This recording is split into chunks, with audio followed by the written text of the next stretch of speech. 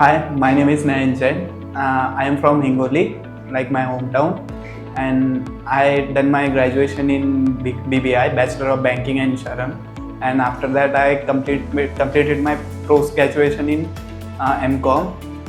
So after that there was huge gap. I done my MCom in lockdown, so I was not sure what to do. Like there was skill requirement, which skill should I like? There was many option in finance. So my brother is also in investment banking.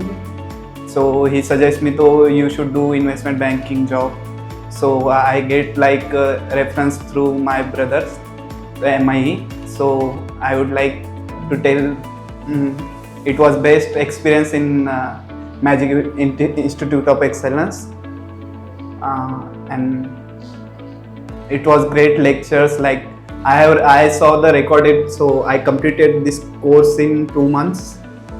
So it was it was recorded, so I can relate myself. It was felt like a live experience. Like they are talking to me and all. The knowledge they give me are very helpful. They guide me also about interviews, how their office works, how for front office, back office, and middle office are working. So it was worth to watch, like worth it, like great.